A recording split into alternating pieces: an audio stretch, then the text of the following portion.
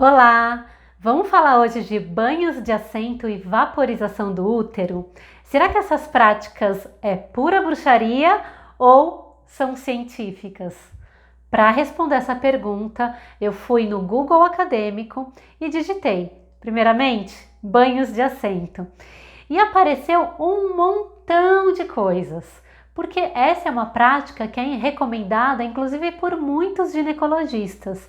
Toda vez assim que você tem alguma inflamação na vulva, infecção urinária, candidíase, até mesmo para crianças que têm alergias nessa região, a prática de banho de assento ela é muito bem indicada, inclusive como uma prática que vai te ajudar a muitas vezes dar aquele alívio gostoso quando você está com uma coceira muito grande ou uma ardência muito grande. Então, sim, é uma prática científica. E para você que está chegando agora, talvez você não saiba como fazer um banho de assento, eu vou explicar rapidamente. Consiste basicamente em você sentar em uma bacia cheia de chá, uma bacia grande o suficiente para caber o seu quadril, e ficar nessa bacia aí por uns 15, 20 minutos. Eu gosto de fazer essa prática sempre de uma maneira muito meditativa para a gente potencializar os efeitos e sempre escolhendo ervas de acordo com a sua necessidade. Podemos usar, por exemplo, uma camomila para ter uma ação mais calmante, anti-inflamatória. Podemos usar, por exemplo, uma guaçatonga, que é também anti-inflamatória, mas que ela é bactericida, fungicida. Ela também ajuda a diminuir muitas vezes o excesso aí de muco, de secreção, de corrimento. Tem o famoso barbatimão, que é uma erva bem secante, também bem adstringente, muito utilizado na prática de banho de assento. Enfim, então depende muito aí da sua finalidade. O objetivo desse vídeo não é a gente falar tanto das ervas, mas sim dessas práticas, de como elas funcionam e como que a gente pode usar cada uma delas. Então, aí na sua casa você adeque para a sua realidade, tá? Se você não souber muito bem, também é bacana você buscar ajuda aí, de algum profissional que saiba te orientar com isso. Bom, também digitei no Google vaporização uterina e pouquíssimas coisas, quase nada. Será que isso significa que é uma bruxaria? Bom, para você responder essa pergunta, para você saber a verdade dessa pergunta, né? Você vai precisar experimentar a vaporização do útero. Porque, por mais que eu tente te explicar por aqui, a gente só entende realmente depois de passar pela experiência. E por que eu estou dizendo isso? Porque apesar de ela não ter tantas pesquisas científicas, a gente tem muitas evidências práticas. Eu atendo muitas mulheres há mais de 12 anos e todas elas, a maioria delas, assim, é raro ter um caso onde uma mulher não fique satisfeita com a prática de vaporização do útero. E como é que é essa prática? Bom, nesse caso você vai precisar levar o vapor das ervas em direção à sua vulva.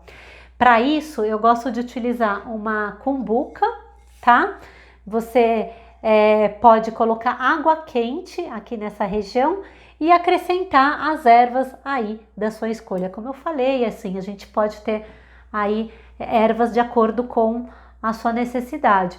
Gosto muito de fazer vaporização do útero com lavanda, é muito delícia, assim. Eu gosto de ter as ervas aromáticas, sabe? Porque aí ao mesmo tempo que você leva esse vapor para essa região da nossa vulva, você também sente, inala essa erva aromática, e isso vai ter um efeito também no seu sistema límbico, consequentemente um efeito no seu emocional. Então, quais são essas ervas aromáticas que são muito utilizadas na vaporização? Lavanda, que ela é anti-inflamatória, fungicida também, calmante, o manjericão também é uma boa pedida. Ele ajuda também a eliminar diversos tipos aí de micro-organismos negativos para o nosso organismo. O orégano é excelente para quem está com vaginose bacteriana ou para quem está com candidíase também, porque ele tem uma ação antimicrobiana muito potente, ele também é desintoxicante do organismo. Outra erva que eu gosto bastante é a sálvia. A sálvia, assim, ela é rica em fitoestrogênio, então para as mulheres que estão na menopausa também podem se beneficiar nesse sentido, para ajudar a equilibrar os sintomas dessa fase. Então a gente tem muitas ervas aí que a gente pode utilizar. E aí, para levar esse vapor em direção à nossa vulva, a gente normalmente faz uma barraquinha, né, para segurar esse vapor, o vapor ir para essa região. E para isso você pode ter uma saia bem rodada ou colocar um lençol envolvendo sua cintura. Se você quiser uma coisa mais quente, pode até colocar um cobertor, dependendo do período do ano que você estiver, né? Então, no inverno, acho que vale a pena colocar um cobertor para ficar tudo bem quente mesmo. E no verão, a gente pode fazer uma vaporização aí com um tecido mais levinho, tá? Senão a gente acaba fervendo, porque essas duas práticas são bem quentes, né? Bom, e aí, antes de você partir para a vaporização, normalmente a gente indica um preparo no ambiente. Para o banho de assento também é legal a gente fazer esse preparo, mas principalmente para vaporização, porque é um momento assim onde você vai entrar em contato com o seu feminino. É como se fosse um mergulho para dentro de você, um mergulho aí para dentro das suas memórias uterinas. Então é muito comum, por exemplo, as mulheres fazerem banhos, vaporização do útero, aliás, e terem sonhos, sentirem que limparam também energeticamente. Então eu vejo a vaporização do útero como uma prática também que atua muito no nosso campo sutil, no nosso campo energético, atua muito limpando aí traumas, abusos, memórias aí também do nosso feminino que foi profundamente machucado. Então é muito interessante porque com essa prática a gente ressignifica todos esses lugares. Além de, agora indo um pouquinho mais para a ciência, o que acontece? Você promove uma vasodilatação em toda essa região pelo calor em forma de vapor que é levado, e ao mesmo tempo, como a mucosa aí da nossa vagina, mesmo da nossa vulva, é extremamente sensível e absorve com muita facilidade, você também está levando esse vapor das ervas medicadas, das propriedades medicinais dessas ervas, até os tecidos aí da sua vulva e da sua vagina, consequentemente tendo os benefícios que essas plantas apresentam para você. Então, podemos dizer também que através da vasodilatação a gente tem um relaxamento do corpo. Você pode aí ter um benefício de, por exemplo, melhorar a sua lubrificação vaginal. Para mulheres que têm muita TPM, muita tensão, a vasodilatação também relaxa o corpo, diminuindo as tensões. Então é uma boa prática para você fazer no pré-menstrual. Para quem costuma ter cólica também no pré-menstrual, é interessante de uma maneira preventiva para você não ter tanta cólica. Então são muitos benefícios da prática de vaporização do útero. Por mais que a gente não tenha pesquisas científicas, muitas vezes temos que validar a experiência, porque com certeza mais para frente, de tantas experiências positivas, uma hora a ciência vai querer também se aprofundar nisso e talvez em alguns anos a gente tenha pesquisas legais aí dentro da academia, né? Então, faça sim a sua vaporização do útero se você percebe que vai te beneficiar de alguma maneira. Tem um passo a passo para você seguir, então normalmente eu também gosto de fazer a vaporização à noite, porque é um momento de introspecção, um momento de você ficar mais quietinha. Então depois da sua prática você vai direto dormir. E depois que você fez também a sua prática de vaporização, com uma atitude de respeito à natureza, eu gosto de devolver esse chá que você utilizou para alguma plantinha, para algum, se você morar em apartamento, regue algum vasinho com esse chá que você fez. Se você tiver um jardim, devolva para a terra, mas assim, faça um ritualzinho para que você faça essa conexão também, esse agradecimento à natureza que cedeu essas ervas para você, tá? Então, respondendo aqui a pergunta do começo do nosso vídeo, a vaporização do útero, ela tem sim muita coisa assim de conexão com o espiritual. Eu sinto que a gente acessa o nosso lado mais bruxa, mais feiticeira, até porque ela traz uma alquimia poderosa para o nosso feminino, mas nem por isso a gente deve descartar e achar que um dia não pode ter trabalhos científicos. Então, aproveite cada uma dessas práticas. Também é interessante a gente falar das contraindicações de cada uma delas, tá?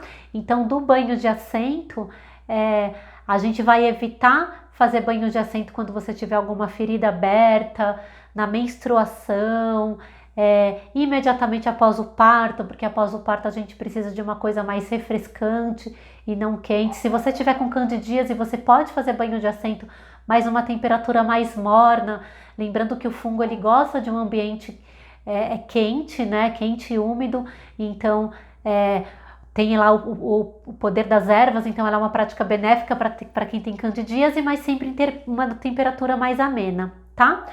E a vaporização do útero, ela tá contraindicada se você tiver com uma candidíase, porque nesse caso é vapor quente e úmido, então tudo que o fungo mais gosta aí para se proliferar. Então, com candidíase não faça a vaporização do útero, tá extremamente contraindicada, tá? A gente contraindica também na menstruação, porque esse já é um momento de limpeza, então não tem por que a gente fazer o vapor subir se a gente está num fluxo de descida. Então a Ayurveda, a medicina ayurvédica explica isso muito bem, como a gente está aí com o Apana Vayu, para quem gosta de estudar Ayurveda, né? O Apana Vayu sendo ativado com o fluxo de descida, a gente vai evitar subir esse vapor, né? Claro que eu poderia me aprofundar mais nisso daqui, mas só para você entender que existe inclusive explicação para isso dentro do Ayurveda também. A gente também desaconselha em pós-operatório, em casos de ferida aberta, herpes genital ativa. Então, em todos esses casos, o ideal é que você espere melhorar para poder fazer, tá bom? No pós-parto, depois que você passou o período de quarentena, aí sim, tanto a vaporização do útero como o banho de assento pode ser interessante para as mamães aí no puerpério, para ajudar ela a se conectar aí com o corpo, mas só depois desses 40 dias, ok? Então, compartilhe esse vídeo com quem precisa dessa informação. A gente aprofunda muito mais na formação em ginecologia natural. A ideia é que você saiba indicar a vaporização do útero e o banho de assento com excelência dentro da sua rotina profissional. Mas eu acredito que com esse vídeo você já tem boas orientações para isso. Outra informação muito importante para a gente entender melhor, que eu estava quase me esquecendo, ainda bem que eu não esqueci, é que a vaporização do útero vai servir mais para questões mais externas, da vulva, do início do canal vaginal, e o banho de assento a mesma coisa, tá? Talvez a vaporização também sirva aí para de repente tratar cólicas, né? Porque vai aquecer também toda essa região, vai assim ajudar nessa questão aí de relaxar toda essa musculatura do nosso útero. Então ela é muito benéfica. Mas se você tiver com questões, por exemplo, de ovário policístico, de endometriose ou mesmo questões no colo do útero, né, nessa região aqui muito mais interna, A prática de banho de assento e vaporização do útero pode até te ajudar a trazer um maior conforto, a trazer uma sensação de bem-estar positiva, mas dificilmente ela sozinha vai tratar essas doenças. Essas doenças precisam de um acompanhamento maior, precisam de um tratamento mais completo, e tanto a vaporização quanto o banho de assento se tornam auxiliares no tratamento, mas não é a prática principal, tá bom? Então é isso, um abração para todo mundo e marque aqui, fala aqui nos comentários o que você achou desse vídeo, se ainda ficou com dúvida, vai ser um prazerzão poder te responder.